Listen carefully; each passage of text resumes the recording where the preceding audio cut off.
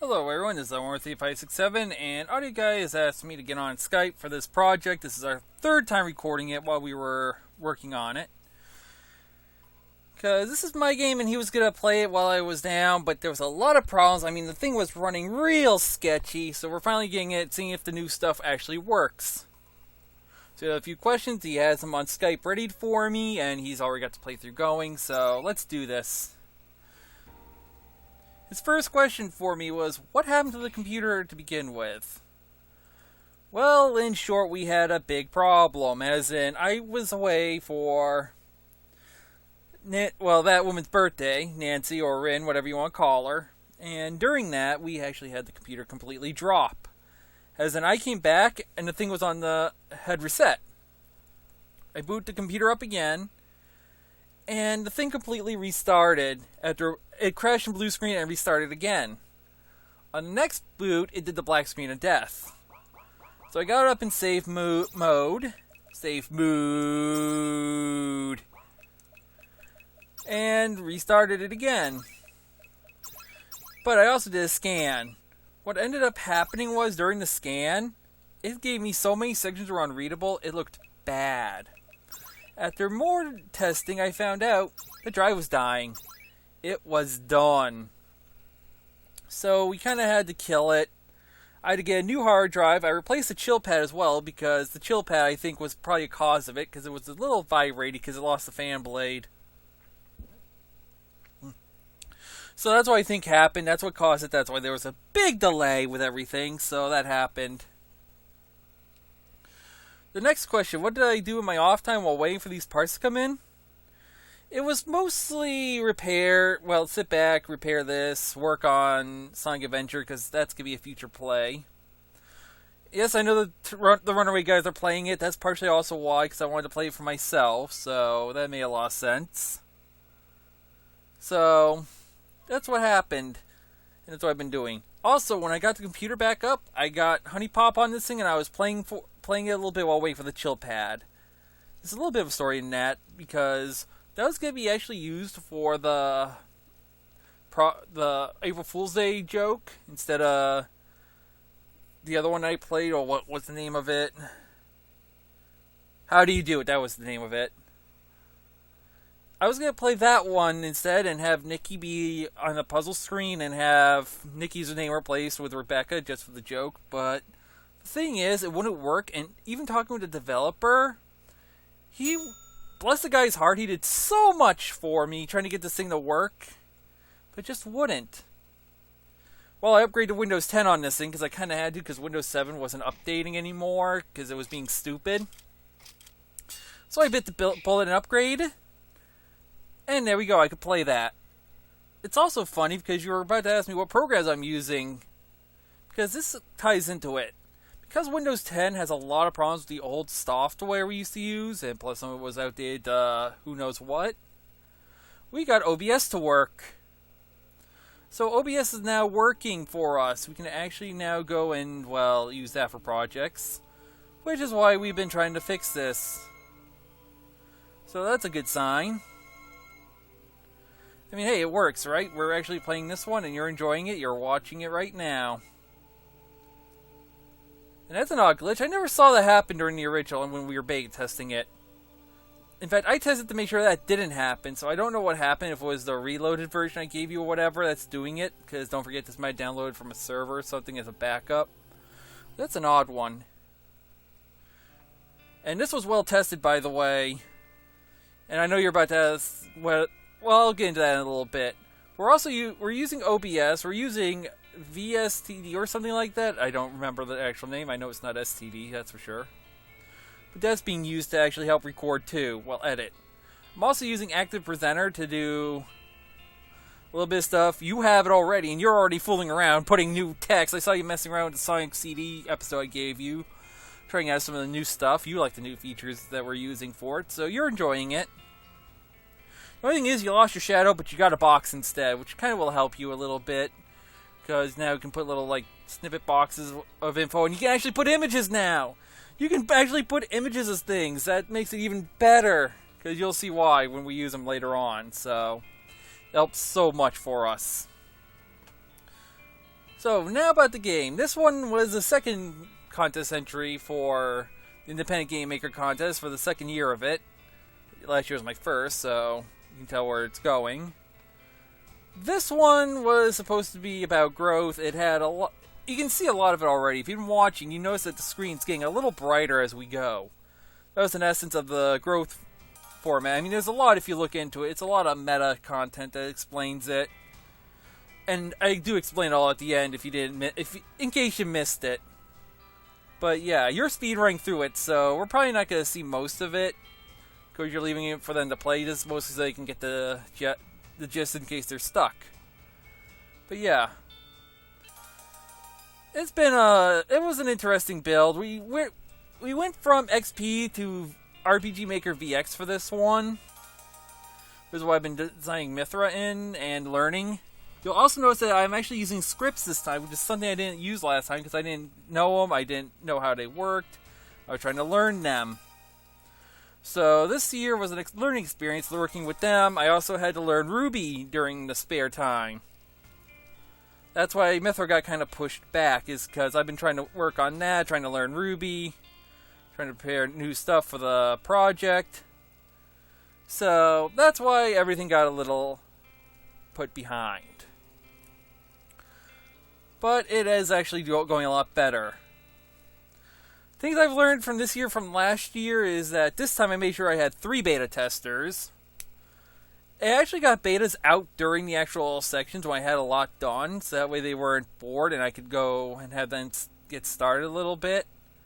Which does help a little bit more because, well, in the end, it kind of helped out as well.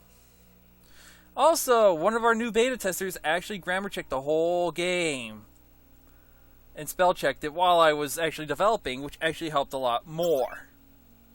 Last year there was no time for that at the end, so one of the things I learned, and yes, this place is a little buggy because you're supposed to be able to talk to Sophia part for the hint, but because of the way I set it up, she gets a little bit behind, and well, she can glitch out a little bit. It's one of the glitchier parts I'm not proud of, but if I did it the other way, it wouldn't have worked as well, so had to go with it.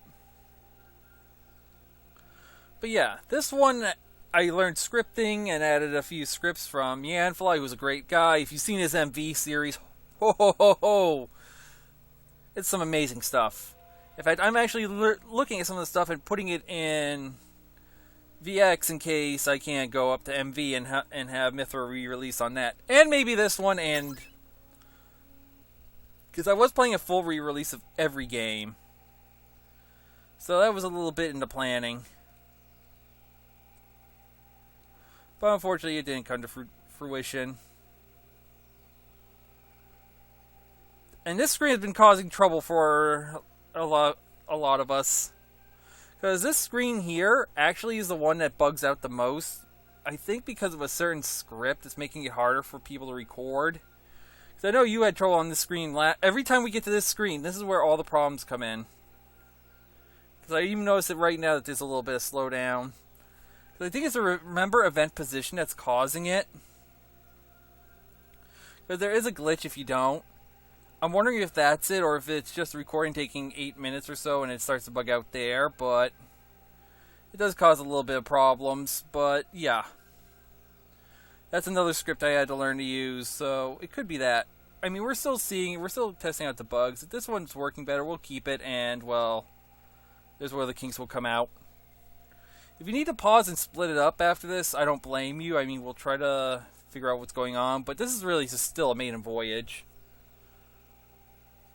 But yeah, learning scripts, adding more stuff in about Mythra that people, I didn't think they would want it, because it's really nothing that's important. I mean, you wouldn't come here with the mining group anyway. You wouldn't have anything good besides, oh, you're just a miner. Get out of my face. You're too you-know-what for this. Stuff like that. It really wasn't anything special. But people wanted to see more of the town.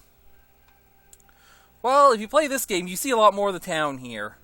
You get to see the guardhouses, the place outside, the farm. Well, a couple of farms. I mean, there's probably a lot more than this if you go out, spread out more, but do you really want me to put 500 farms in or so, or however many there is, honestly? You just want to see farms with random text. If you do that, I'll do it. I mean, that's all there is out here. That's what it is for this section. And this was the famous glitch right here, this guard post. Because notice when you talk to the guard how he's going to move down. Talk to the other one, but stand right there. Notice how he moved down as well. He normally moves upwards, but because you were blocking him, he couldn't move. That would freeze the game. Also, when you talk to the first guy, you talk to him facing him. That was another variant of the glitch that happened. But yeah, I think it's the script that's causing you problems on that screen with the recording, because it does take a little bit more memory, because that's where the remember event position runs. And that's the only thing that could cause a problem. Because without it, they'd reset and, well, cause a lot more of a problem. But yeah, other than that, it's been quite nice recording, actually. I'm glad it's working. Yeah, you can tell that there's a lot of stuff that's improved. I'm still improving. I mean, the quest log for Mythra is actually coming along. I'm actually learning my own quest log. Partially to learn Ruby, partially because I didn't like how every other one I found looked and how it would have to be programmed. And there's stuff I want to put in because it kind of runs like the Final Fantasy VIII help screen. So it really is better if I did my own, because that way I learn Ruby, I learn my mistakes, I learn how to script another language, and, well, I get the way I want it at the end. So yeah, that's the whole reason why everything's delayed and everything, and basically most of the differences here. How many references did I plug for this? A lot more than I thought I did. Because Mythra here, I mean, you can remember the old city, you can see it's upgraded, because this was going to be the VX version of it released. If you look at all the doors and everything, it gives you hints, like the note on the door. There's a hint to Mythra 1 right there. I mean, there's a lot of plugs to it. You can tell that, yeah, I referenced the first version where I moved the weapon shop to the armor shop too. Everybody's referencing the old game, thanking you for the old one. Here's most of your team. I mean, there's a lot of references, including Drallman here, who, well, even Sophia pulling out the same silver identifier. I mean, it's one of those jokes that it's an in-joke of the series now, basically, referencing this point.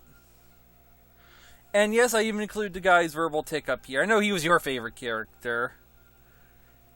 And yeah, he still does it. And I even point out that he's got the verbal tick. And why he even had it in the first place. And yeah, that's a whole reference. The item shop, actually, the owner of it does have a little bit of a sad note, but I mean, it kind of happens. I mean, she wasn't a young lady. She was expected to pass on, to be honest. And that town is still in Mythra 1, if you've played the first one. Hint, hint, people. That's why I said don't give her your password if I ever make it. Well, if I ever finish it. I should finish it. It's going quite well, actually. It's a third of the way. And yeah, references I plugged. You may remember this screen. You can't go north of it this time because there's nothing up there, but... Oh, and you do have to die here. Do you still have the beta footage of the last run? You do? Okay. Make sure you put in the clip where Audio Guy actually lived in the False Hope, because that is a feature and kind of a glitch there, but it's an ascended glitch because I didn't set it to auto hit, and I found it to be funny because it's kind of a false hope. Because you're supposed to lose that fight, but it's like the one survival, showing that you're just not going to go down without a fight. So sometimes you get that lucky shot, and, well, you know, you'll live. Now here's the part where you can really start to see color start to turn in and everything becoming closer to reality.